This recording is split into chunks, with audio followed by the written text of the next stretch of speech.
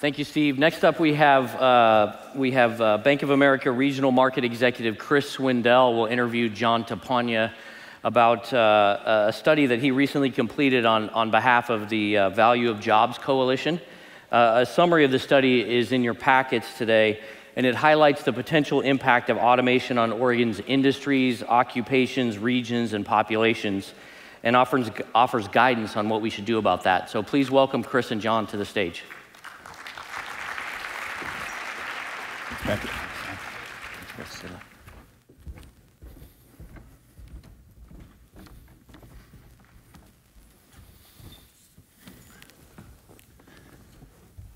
Thanks for joining me here today, John. Yeah, good to be with you.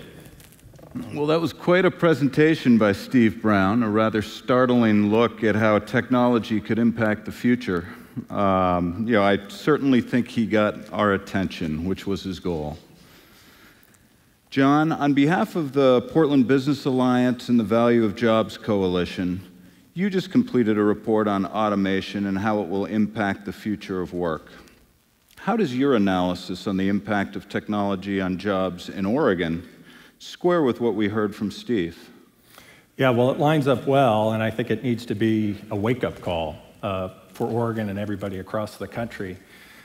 Two big takeaways at the top with respect to the PBA study. The first is that folks like Steve, futurists, are getting clearer and clearer about where technology is headed. And what we haven't spent enough time on is how humans, and in this case Oregonians, are going to respond to that. So we need to up our game, and I think that's the whole purpose of the breakouts this afternoon, so it's going to be time very well spent. The second big takeaway I would take is off of a chart that we're going to project here, and that has to do with the condition of employment for prime-age males aged 25 to 54, and I'll describe it if it doesn't appear. But if you look at trends since the 1960s, you had about 5% or so of prime-age males aged 25 to 54 who weren't working. That has gradually risen to 15% today, and if you draw a straight line, that becomes a quarter of prime-age males not working by 2050. Harvard's Larry Summers, his best guess, given what's going on and the trends that Steve has talked about, would say that he expects it to get to as high as a third if we don't intervene with public policy. So sometimes you're in the middle of a problem before you recognize you're in it. But we're in the problem. And we've looked at these rates for Oregon. 1 in 5 25 to 54-year-old males in Eugene and Bend, almost 1 in 5 aren't working. And technology has something to do with that. So we've been dealing with disruption for a while. But the report you prepared for the Value of Jobs Coalition also looks into the impacts for the future. How did you do that, and what did you find?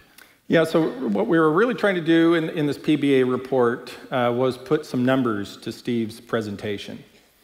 And to do that, we went to a study in 2013 by a couple of Oxford University engineers.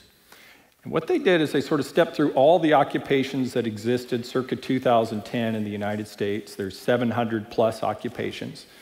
And they went through all the tasks and activities, and Steve referenced some of this in his presentation, but they went through all those tasks and activities, and they said, we want to see where there are what they called computer bottlenecks. Where are there activities inside of these occupations that don't lend themselves to automation? Be it creativity or negotiation or persuasion or working in cramped, unusual environments, et cetera. And they said that if an occupation had very few of these bottlenecks, that it was at high risk of automation, and if it had a lot of these bottlenecks, then it was at much lower risk. And I don't know if we haven't produced the slides yet, but I will just tell you that, and you saw a little bit of in Steve's presentation as well, that what we found is that there's an awful, or what they found is that there's an awful lot of occupations. They basically said 50% of US occupations at high risk of automation. in the services, in the sales sector, in transportation, in office and administration, et cetera.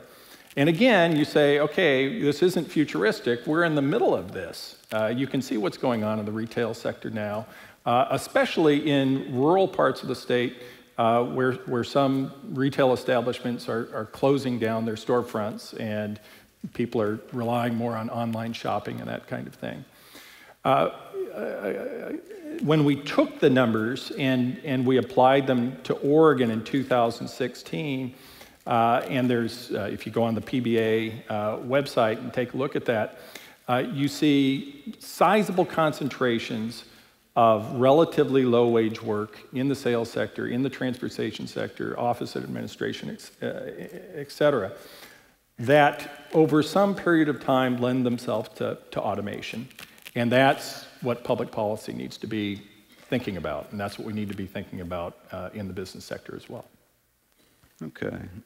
So relatively lower wage and lower skilled jobs are more at risk than jobs that require human analysis. And that makes sense. A retail clerk versus an electrical engineer, for example. Can you make a guess at how this might impact our state overall? Yeah, so we looked at that as well. 2016, we know where occupations exist across the state of Oregon. Our general finding for the state of Oregon is that its risk of automation is similar to the nation's. And again, Steve referenced this earlier, about half of jobs deemed at high risk according to Oxford University. And we found that Oregon has that same sort of general risk, about half at high risk. We have a different portfolio of jobs, but a similar risk profile. But by region of the state, it varies pretty considerably. And here you can see, I think we've got slides now, much more severity and risk along the coast and in rural and small town economies across the state of Oregon. And that is essentially because those communities have very low shares of engineers and artists and designers and lawyers and other professions that are harder to automate, and they have many more of service jobs and office administrative jobs, et cetera.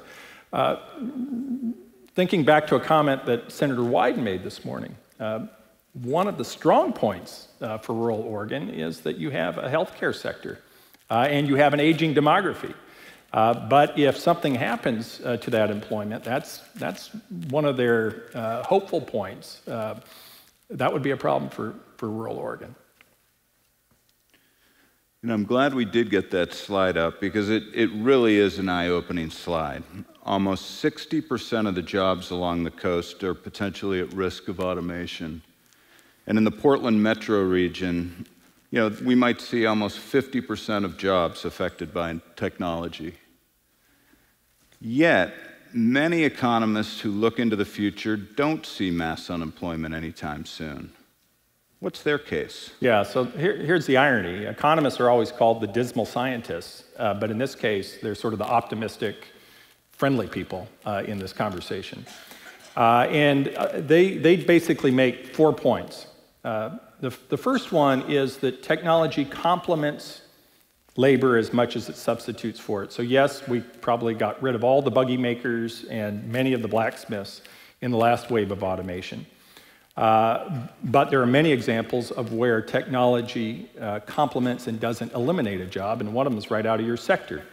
ATMs came into being in the 1970s, really took off in the 80s, and now they're everywhere, but we still have bank tellers. They got rid of the cash handling job, the routine cash handling part of the bank teller's job, or most of it, and turned them into relationship managers and sales agents, et cetera.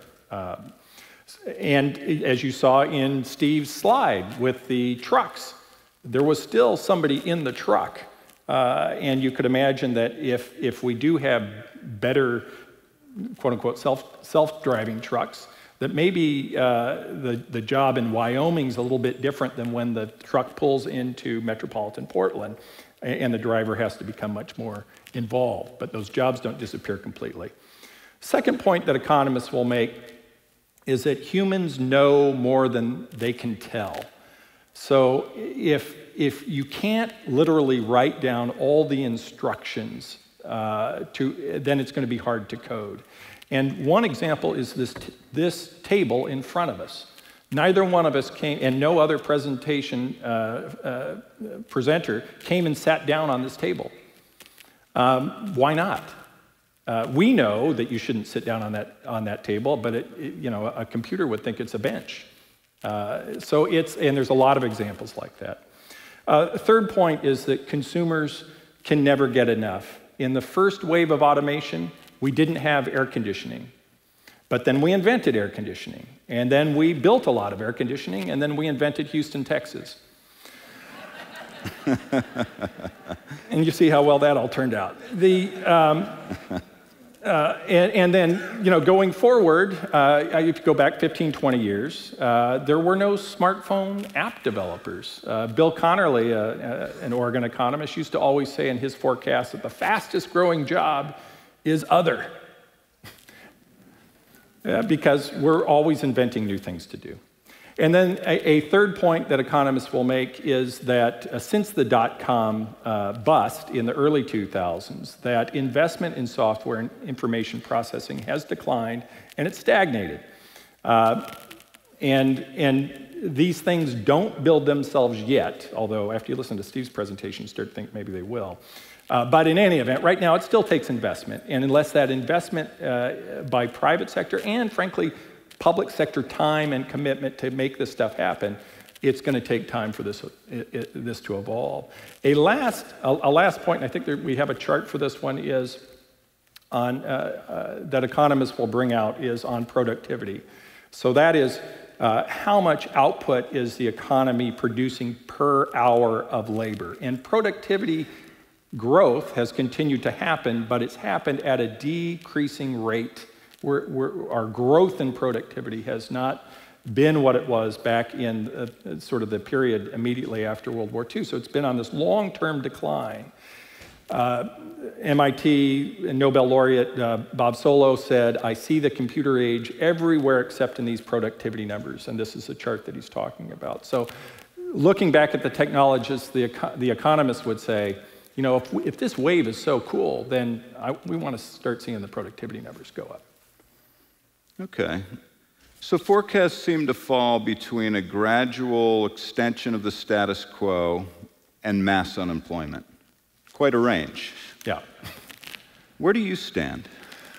I stand, in terms of a policy response, I would go back to that prime age male trend, and I would imagine this is going to extend to prime age females as well.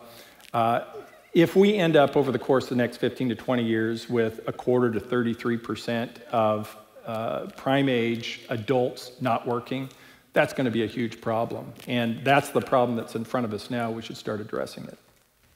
Agreed. That makes sense, John. Let me ask you one more very important question, and I think a pivotal one for everyone in the audience here. How do we Oregonians avoid that? Yeah, so 4 points I'd make on this one. Obviously, you listen to Steve, my natural instinct, I've heard him 2 or 3 times, my first instinct is to go run and hide. And he's got that gigantic wave, and it is frightening, et cetera. That's not a winning strategy because other places are going to continue to innovate, and we would just get left behind in Oregon. So I think there are 4 ways to deal with this. Number 1 is we continue our innovation agenda, and we realize that this is our home turf. That almost everything that Steve is talking about was enabled by Intel software and processors. It was invented in our backyard. And so we have to continue to lean in and fulfill that innovation agenda. We need Intel to keep doing what they're doing. We need OHSU to beat cancer with precision medicine. We need Oregon State to lead on robotics, U of O to build out that scientific center with the Knight money, Daimler to build their trucks, and we need drones and cross-laminated timber all over the state. Second thing is, and I'll point out at the very back of your agenda here, is a goal on housing. This is going to take talent to build and population to build. We've got to retire the visit but don't stay mentality that the state sometimes has. And on this last page, there's a goal to build 30,000 units of housing a year. That would bring housing prices into moderation, and it would accommodate a growing labor base. Number three, we've got to double down on the 40-40-20 challenge. In the first wave of automation, the Midwest built high schools to respond to that wave. We've got to push into the 40-40-20 and get many more people into the post-secondary process. And then finally, we need to reinvent the safety net. The safety net that we have today was designed primarily by Franklin Roosevelt and Lyndon Johnson in the 30s and the 60s. They didn't know what this economy was. There's much more volatility going on, and we're going to have to adjust to it. One more reference here to a chart that you have in front of us, which is on the education front. Fresh research out of Harvard on what the job market has rewarded over the course of the last 30 years. Number one, social skills with math skills. You've got both of those, you're in pretty good shape. If you had to get rid of one of them, drop your math skills. Basically what it's saying is the labor market already recognizes that it's important that humans know how to be humans. Thank you, John. Very thoughtful, thought-provoking dialogue and underlying research. And I would just let everyone in the audience know that if you're interested in this topic and would like to get more information on John's research and report, please visit www.portlandalliance.com. And at this point, we're going to turn the stage over to a panel that's going to talk about how Oregon can continue to be a leader in the development of new technology. Thank you.